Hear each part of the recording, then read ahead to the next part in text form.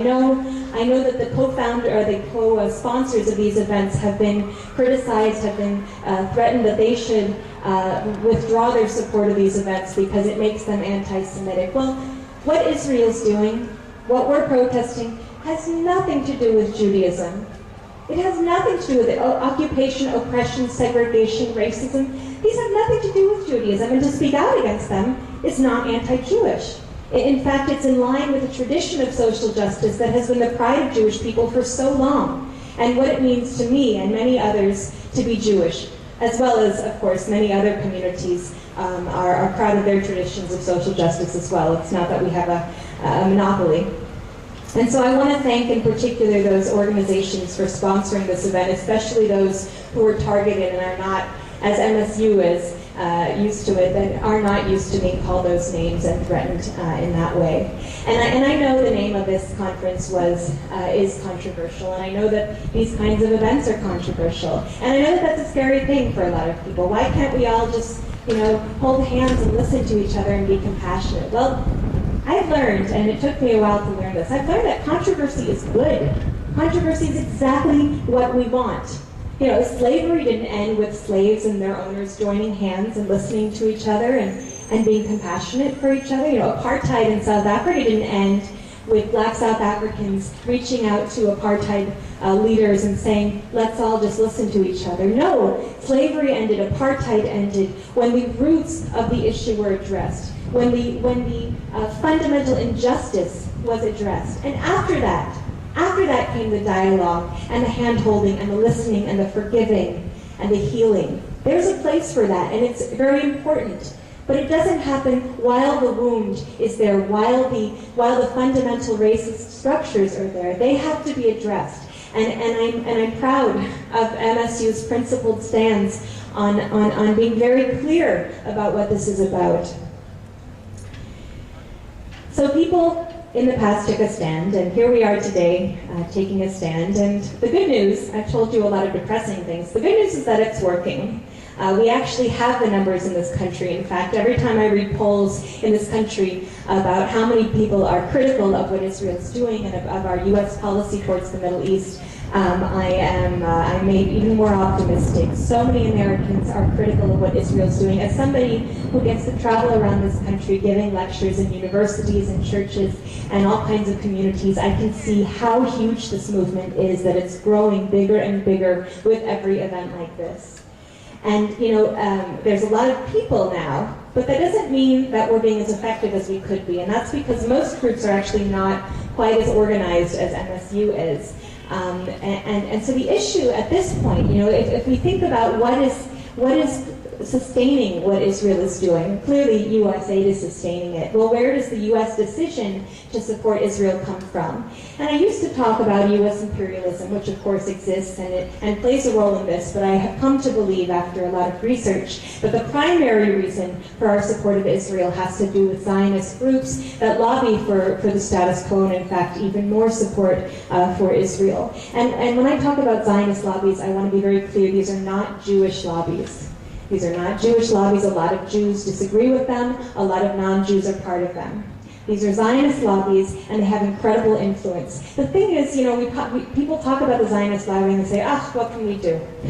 These Zionists. Well, the Zionist lobbies are made up of a bunch of very dedicated individuals. They're not unachievable. They're made up of people who care about this and who are working hard for it. We care about this, but how hard are we working for it? When I travel around, I find so many people passionate about this, but how many people are willing to dedicate themselves as much as really the opposition has done? I believe it is no longer a question of numbers. It is no longer even a question of funds. I mean, if you took all of the different people who support Palestine and pooled their resources together, we could certainly match what is being done on the other side. It's not about numbers, it's not about money, it's about organization. And I am now involved in an organization called APER, the American Association for Palestinian Equal Rights, that is launching an enormous campaign called Fight for Palestine. And the basic assumption is, okay, we have a lot of people here, and everyone is doing their fragmented things, here and there, grassroots, it's great, it should continue, but we're not all doing one thing in common. And if we did all do one thing in common, we could be incredibly effective. But we're not. We're not doing that. We are not unified. And so the idea behind Flag for Palestine is that in addition to all of our grassroots efforts, we will do one thing in common, and that is to join this campaign. I have cards on the back table, and do 5 very simple things in common to find out about the campaign, to join it if you agree with the principles, namely to condition U.S. support with an end to all discriminatory laws of Israel against Christians and Muslims, to support Israeli peace efforts as well as Palestinian peaceful resistance.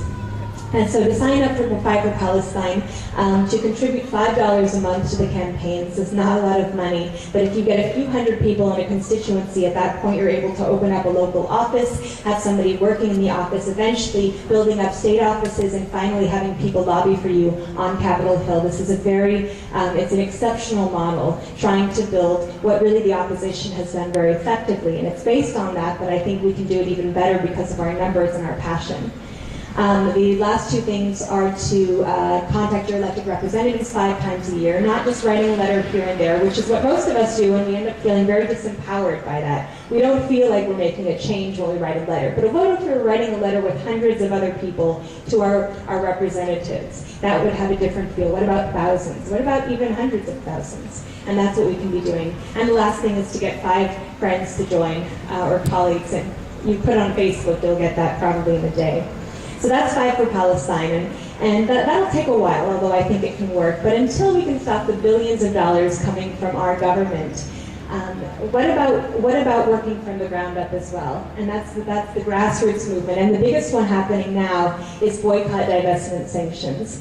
And essentially the same thing that was asked for by black South Africans during apartheid, when they said, if you can't stop all the money going from your government, at least stop profiting off of this. At least stop paying yourselves and profiting off of what South Africa, apartheid South Africa, is doing. And that's exactly what Palestinians have asked of us. You know, UCI tuition dollars, are they invested in Israel? Are they profiting off of this? Are they invested in U.S. companies that are profiting off of Israel?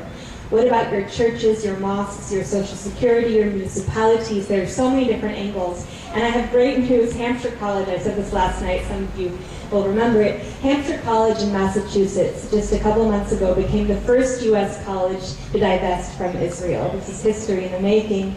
A few decades ago, Hampshire College was the first U.S. college to divest from South Africa. Okay, they've taken a stand, and it's really exciting. This is growing, and it's growing even faster in Europe. So we will continue to struggle. We will continue to struggle because Palestinians, they don't need sympathy. They need us to take these kinds of actions, and we will continue to take these kinds of actions. We will continue to speak out, unafraid of controversy, knowing that controversy is precisely what drives change, forcing people to come and to listen. You got a loudspeaker here. People have to hear it. Because controversy is what fundamentally chooses people really to have to learn about it and to take a side. So we are unafraid of controversy. And as a Jewish person personally, I will continue to reject the idea that I have a birthright to a place that Palestinians were kicked out of. I will continue to reject the idea that in order to create a safe space for the Jewish people, we must create a whole new refugee diaspora. I reject that idea. I reject the idea that Israel is even a safe place for Jewish people. Israel will never be safe as long as its existence requires persecution of non-Jewish people. It is simply never going to work. I believe that the only path towards freedom and security for anyone and everyone is to struggle for freedom for everybody, including Palestinians, for everybody no matter what their religion is or their ethnicity. Thank you.